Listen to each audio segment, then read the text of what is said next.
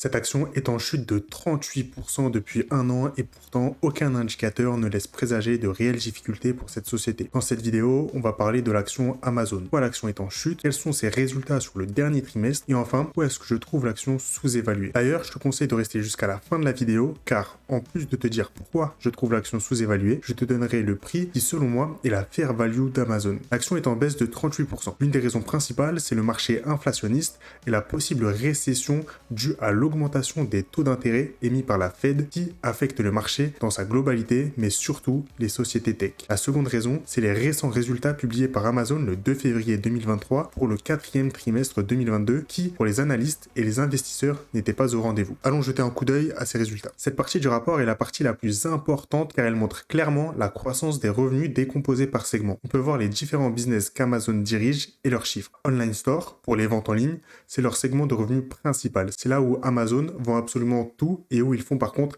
très peu de profit.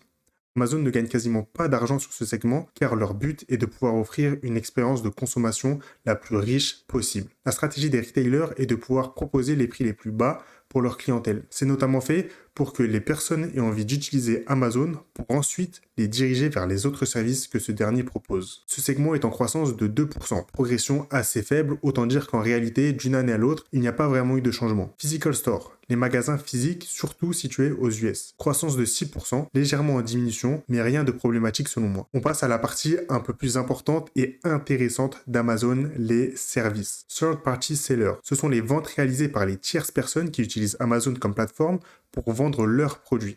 Amazon facture ensuite des frais à ces personnes pour utiliser leurs services. Ce segment est en croissance de 24%, assez impressionnant, une croissance tout de même rapide. On peut jeter un coup d'œil ensuite aux souscriptions d'abonnement. Ce n'est pas uniquement Prime, c'est aussi Amazon Music, Amazon Kindle et plein d'autres services qu'Amazon propose, en hausse de 17%. Une croissance encore une fois assez rapide. Le segment revenu publicitaire. Un business très lucratif, notamment pour Amazon, et encore une fois, une croissance très rapide, 23%, malgré que d'autres géants voient leur croissance dans ce secteur fortement ralentir. On peut citer par exemple LinkedIn avec Microsoft qui a subi seulement une croissance de 10% sur les derniers résultats, ou encore Google où l'on peut voir carrément une baisse sur leurs revenus publicitaires. On peut aussi citer Meta avec des revenus en baisse, 31,2 milliards de dollars par rapport à 32,6 milliards de dollars l'année précédente à la même période. Puis enfin, nous avons AWS, le service cloud d'Amazon. On voit une décélération des revenus ici, une croissance de 20%, croissance à deux chiffres, élevée encore une fois, mais une croissance dont on n'a pas l'habitude d'avoir si on regarde effectivement les trimestres précédents. On avait 33%, 25%, 21%, puis 30% et maintenant 20%. Effectivement, une décélération assez forte. Et c'est notamment pourquoi on peut voir l'action Amazon en difficulté. Les investisseurs ne s'attendaient pas à cela puisque les analystes avaient estimé qu'AWS ferait 21,87 milliards de dollars. Une différence de 400 millions, mais qui selon moi est une différence minime. Il faut comprendre que le cloud est quelque chose d'encore très récent. Mais avec la conjoncture actuelle, les sociétés diminuent leur budget. Elles réduisent leurs dépenses et forcément, le cloud n'étant pas une chose ancrée dans les sociétés, eh bien leur réduction des dépenses vont se faire en priorité dans les domaines qui n'ont pas encore une importance élevée, donc une partie des dépenses dans le cloud. C'est pourquoi, selon moi, cette décélération a lieu dans ce secteur. Synthétiser le tout, on a 24%, 17%, 23% et 20% de croissance dans ces différents segments de services. Des chiffres très importants et très impressionnants qui soulignent tout de même une croissance rapide. Les résultats récents tout de même très solides, surtout en prenant en compte que d'autres big tech ont du mal dans ce secteur, comme je viens de le souligner. Selon moi, l'action Amazon est sous-évaluée, car comme nous l'avons vu, les différents segments de services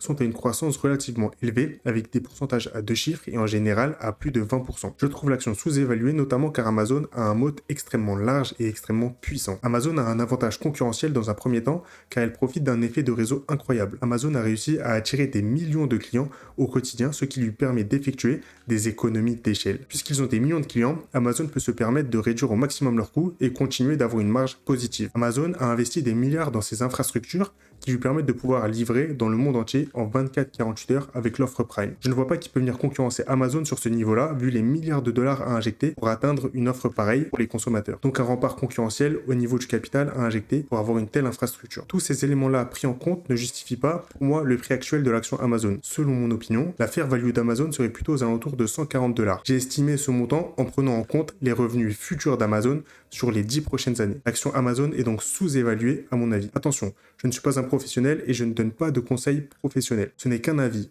personnel et je partage mon opinion avec vous. À vous ensuite de vous faire votre propre avis.